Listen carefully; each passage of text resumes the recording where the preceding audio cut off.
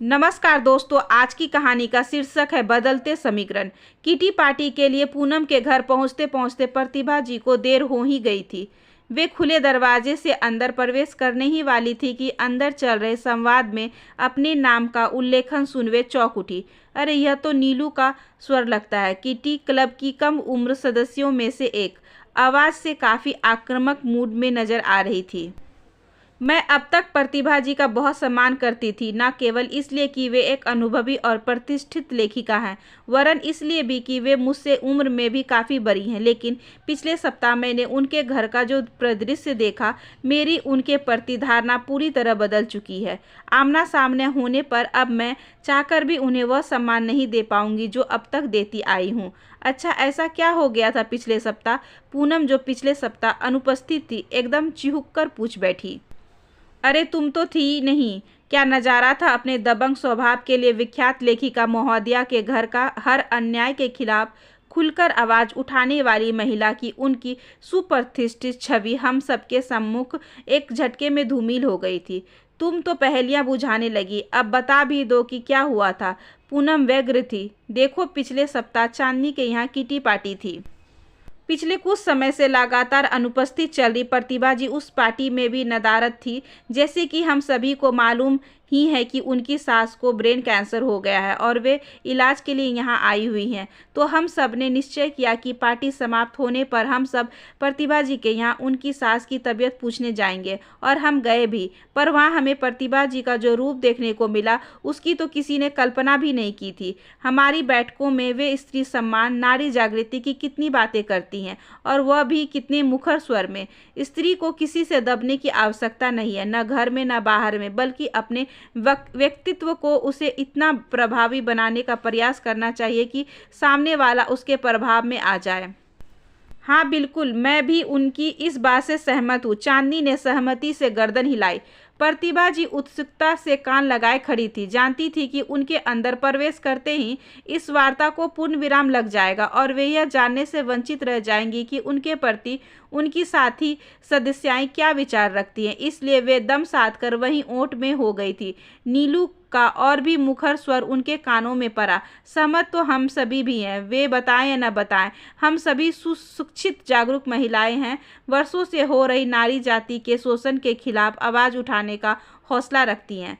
जब मैं शादी होकर आई थी तो अपने पति को हर वक्त सास के आगे पीछे घूमते देख हैरान रह गई थी। मैंने तो उसे साफ साफ सुना दिया था कि तुम्हें अपनी माँ के पल्लू से बंधे रहना था तो मुझसे शादी क्यों की? मुझे अलग फ्लैट में रहना है। फिर रति ने बीच में ही पूछ लिया। दरअसल ऐसी ही समस्या उसकी गृहस्थी में भी चल रही थी। उसके मन में भी इन दिनों सास ससुर के व्यवधान से मुक्त आजाद जिंदगी जीने की हसरत पनप रही थी। इसलिए वह जल्द से जल्द नीलू की कहानी का अंत जानने को व्याकुल थी। फिर क्या, कुछ समय तो वह इसे मेरी गिदर भक्की समझकर टालता रहा, पर जब मैंने भी अपने रंग दिखाने शुरू किए तो उसे ममास बॉय को अलग फ्लैट लेना ही पड़ा। अब मैं आज़ाद तितली की तरह उन्मुक्त उड़ान भर रही हूँ। कई किटी पार्टी की सदस्य बन गई हूँ। वह सबकी ईर्ष्यालु नजरें नीलू पर आ टिकी थी, पर प्रतिभा जी की बात तो अभी भी रही गई थी। पूनम ने याद दिलाया तो नीलू मुद्दे की बात पर लौटी। हाँ, तो हम सब ने देखा प्रतिभा जी के पति अपनी बीमार माँ को बड़े ही प्यार से अपने हाथों से खाना खिला रहे थे, और प्रतिभा जी आज्ञाकारी बहू की तरह उनके पास खड़ी उनके हर आदेश का पालन कर रही थी। पहले वे आदेशानुसार सेब काट कर लाई, फिर छिलका हटाने का आदेश मिला, वह भी उनकी सास से नहीं निगला गया, तो फिर बारीक टुकड़े करने का फरमान जारी हुआ। हम सभी आश्चर्य से देख रही थी कि प्रतिभा जी कैसे सिर झुकाए हर आदेश का अक्षरश पालन करती जा रही थी। उनकी सास इस पर भी हाथ पैर पटकते हुए न खाने की जिद लगाए हुए थी, और उनके पति अपनी मां को बच्चों की तरह पुचकारते हुए खा लेने का आग्रह किए जा रहे थे। हमारे अभिवादन पर उन्होंने बस एक बार हम लोगों से बैठने का आग्रह किया था। बाकी पूरे वक्त उनका ध्यान इसी बात पर लगा रहा कि किसी तरह उनकी मां के गले से कुछ उतर जाए। अच्छा माँ, इसका शेक बनवा दूँ, ठंडा ठंडा मीठा मीठा एप्पल शेक। हाँ, वह ठीक रहेगा, वह तुम्हें ज़रूर पसंद आएगा। प्रतिभा, जरा इसमें दूध शक्कर डालकर मिक्सर में चला लाओ। और प्रतिभा जी फिर कठपुतली की तरह उनके इस आदेश का भी पालन कर लाई। आखिर एहसान जताते हुए शेक की कुछ बूंदें माता जी ने गले के नीचे उतारी। तब उनके पतिदेव ने संतुष्टि की सांस ली और प्रतिभा जी भी राहत महसूस कर तब हमारी ओर मुखाबित हुई। पर तब तक हम न जाने के लिए उद्यत हो गई थी। प्रतिभा जी हमें बाहर तक छोड़ने आई और इस दौरान अपनी भीरुता की सफाई भी पेश करती रही। क्या करे, माँ जी का कैंसर अंतिम अवस्था में है, बहुत चिड़चिड़ी और आक्रामक हो गई हैं। इनके अलावा किसी के हाथ से खाने को तैयार नहीं होती। अब ऐसे में धीरज तो रखना ही पड़ता है। समझ नहीं आ रहा था कि वे किसके धीरज की बात कर रही थी। शायद अपने दब्बूपन को धीरज का नाम दे रही थी। बस मुझे तो उसी क्षण से उनसे वितृष्णा सी हो गई। हाथी के दांत खाने के और दिखाने के और। हम महिलाओं के सामने तो शेरनी बनकर दहाड़ती रहती है और घर में भीगी बिल्ली बनी हुई थी। अंदर की चुप्पी से प्रतिभा जी को लग रहा था कि शायद अन्य महिलाएं भी सहमति से सिर हिला रही थी। एक पल को तो उन्हें लगा कि इतने दिनों बाद किटी क्लब आकर उन्होंने कोई भारी गलती कर दी है। कदम पीछे मुड़ने को हुए, पर फिर कुछ सोचकर उन्होंने कदम अंदर की ओर बढ़ा दिए। निसंदेह सखियों के विचार ने उनके मन पर एक बोझ लाद दिया, पर अब यह उन पर था कि वह इस बोझ को कब तक खुद पर लादे रखकर अपने जीवन को बोझिल बनाए रखती है या जल्द से जल्द बोझ उतारकर हल्की हो जाती है।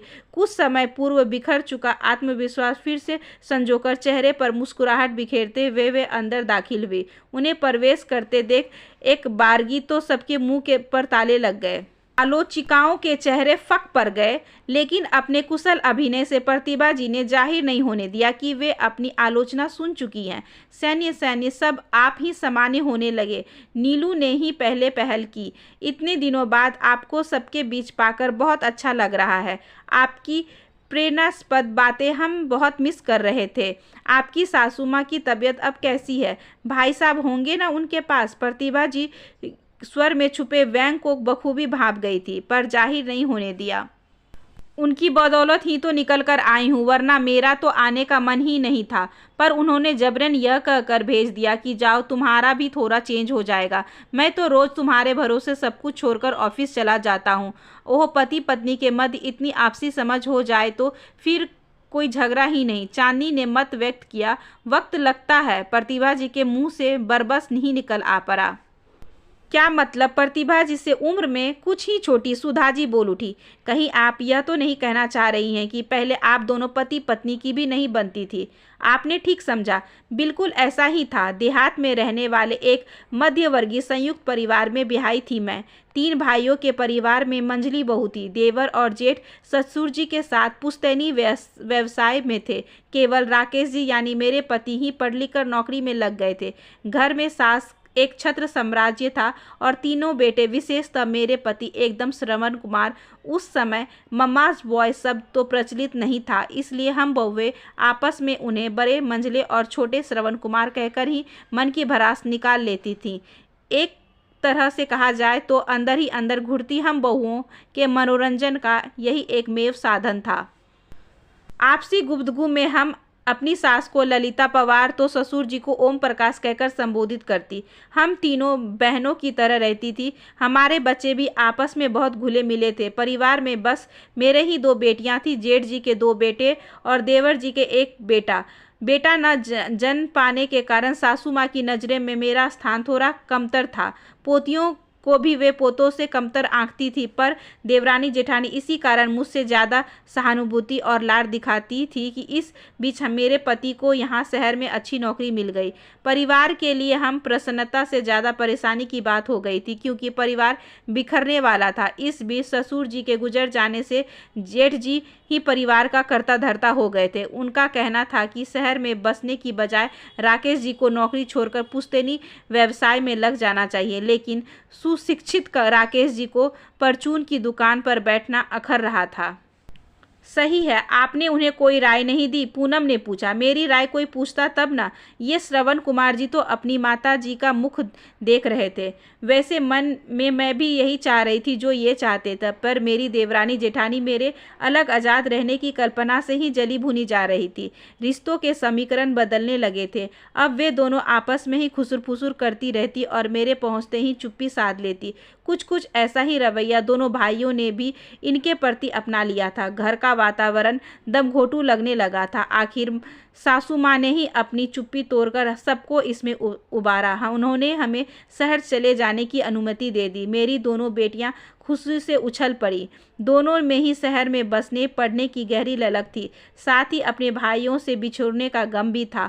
दोनों भाइयों के परिवार ने उसी दिन हम लोगों को किनारा कर दिया था, यहाँ तक कि अपने बेटे को भी मेरी बेटियों से दूर रखने का प्रयास करते थे। यह तो ईर्ष्या का पराकाष्ठा है, नीलू कहे बिना नहीं रह सकी। उसे प्रतिभा जी से सहानुभूति सी होने लगी। माहौल थोड़ा बोझिल हो उठा था। पहली बार मुझे अपनी ललिता पावर जैसी सास निरुपमा रॉय जैसी लगी। प्रतिभा जी के हास्य का पुट देखकर माहौल को हल्का बनाने का प्रयास किया। वे इसमें सफल भी रहीं, क्योंकि गंभीर हो चुकी महिलाओं के चेहरे पर मुस्कान बिखर गई थी।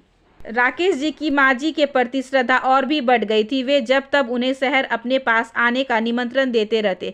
कभी कभी तो बच्चों की तरह रूठ भी जाते। माँ जी अब बीमार रहने लगी थी। उन्हें टेस्ट आदि करवाने के नाम पर आखिर राकेश जी उन्हें यहाँ लाने में कामयाब हो ही गए। हम सभी को यह जानकर गहरा धक्का लगा कि वे कैंसर ग्रस्त थी। खुद माँ जी भी सदमे की स्थिति में आई थी, पर धीरे धीरे उन्होंने परिस्थितियों से समझौता करना सीख लिया। वे आश्चर्यजनक रूप से नम्र, सहनशील और उदार होती चली गईं। इसलिए मैं कहती हूँ, वक्त, उम्र और परिस्थितियाँ न केवल इंसान को बदल डालती है, वरन रिश्तों के समीकरण भी उलट पुलट कर रख देती हैं। प्रतिभा जी भी गौर किया। सभी कौतूहल से उन्हें देख सुन रही थी। देहात से रिश्तेदार नौकरी, पढ़ाई आदि के लिए आते ही रहते थे। माँ जी मेरे मायके के रिश्तेदार को भी उतना ही मान सम्मान और अपनापन देती जितना मेरे ससुराल के रिश्तेदारों को। कभी आंखों के खटकने वाली पोतियां अब उनकी आंख का तारा हो गई थी। अपने कुछ पसंदीदा गहने उन्होंने दोनों पोतियों के नाम पर बैंक में रखवा दिए। ईश्वर जानता है कि हम उनकी सेवा किसी लालच से नहीं कर रहे हैं। इंसान धन से बेशक गरीब रहे, पर दिल से धनवान होना चाहिए। अक्सर झोपड़ी पर लिखा होता है सुस्वागतम और कोठरी पर लिखा होता है कुत्ते से सावधान। बिंदी 5 रुपए की आती है, पर भाल पर सुशोभित होती है। पायल हजारों रुपए की आती है, पर डाली पाँव में ही जाती है। बहुत पते की बात कही आपने, सुधा जी ने कहा। केवल माँ जी ही नहीं बदल रही थी, उनके प्रति मेरा सम्मान भी अब दिखावटी से सच्चा होता चला गया। खुद मुझे ही पता नहीं चला, झूठ नहीं कहूँगी, पहले राकेश जी की मातृभक्ति देखकर ईर्ष्या से मेरे बदन पर सांप लौट जाते थे, पर सैन में इसी वजह से उन्हें श्रद्धा से देखने लगी। जरा सोचो, जो इंसान इतना संवेदनशील है कि अपनी माँ की जरा सी तकलीफ नहीं सह पाता, वह अपनी पत्नी और अपनी बच्चियों को लेकर कितना जिम्मेदार और भावुक होगा। मैं खुद को और अपनी बच्चियों को उनकी छत्र छाया में बेहद सुरक्षित महसूस करने लगी। माँ जी की वजह से तीनों भाइयों का परिवार अभी तक एक मजबूत बंधन में बंधा हुआ है, जिसकी समाज में मिसाल दी जाती है। पर मैं जानती हूँ कि हम सब तो केवल मोती हैं। प्रशंसा की असली हकदार तो धागा यानी माँ जी है, जिन्होंने हम सबको एक सूत्र में पिरो रखा है। मैं यह जान गई हूँ कि 60 साल की उम्र के बाद कोई यह नहीं पूछेगा कि आपने कितने लाख रुपए या आपके पास कितनी गाड़ियाँ हैं। सब बस 2 ही सवाल करेंगे, आपकी तबीयत कैसी है और आपके बच्चे क्या करते हैं। हमें अब बस यही दौलत संजोनी है। आप लोगों को अजीब लग रहा होगा कि मैं ऐसी आध्यात्मिक बात कैसे करने लगी। मेरे वे आक्रामक तेवर कहाँ गए? तो निराश मत होइए, नारी प्रगति जैसी बातों पर मेरा अब भी वही दबंग रुख ही है, और जब जहाँ आवाज़ उठानी हुई मैं अवश्य उठाऊंगी, क्योंकि बोलना कोई बड़ी बात नहीं है, नहीं बोलना भी कोई बड़ी बात नहीं है, लेकिन बोलने और ना बोलने का विवेक रखना बड़ी बात है। इंसान का व्यवहार मीठा ना हो तो हिचकियाँ भी नहीं आती, बोल मीठे ना हो तो कीमती मोबाइल पर घंटियाँ भी नहीं आती। घर बड़ा हो या छोटा, अगर मिठास ना हो तो इंसान तो क्या, चींटियाँ भी नज़दीक नहीं आती। सभी अभिभूत से प्रतिभा जी को ताक रहे थे। उन्हें अपने प्रश्नों के उत्तर मिल चुके थे। अब उन निगाहों में व्यंग नहीं, श्रद्धा थी। कुछ ही पलों में रिश्ते के समीकरण बदल चुके थे। आशा करती हूँ कि आज की ये छोटी सी कहानी आपको अच्छी लगी होगी। अगर अच्छी लगी हो तो please like share and subscribe करें हमारे चैनल को, ज़्यादा से ज़्यादा शेयर करें और बेल आइकन को ज़रूर प्रेस कर लें ताकि अगली वीडियोज़ की नोटिफिकेशन आपके पास सबसे पहले पहुँचे। धन्यवाद।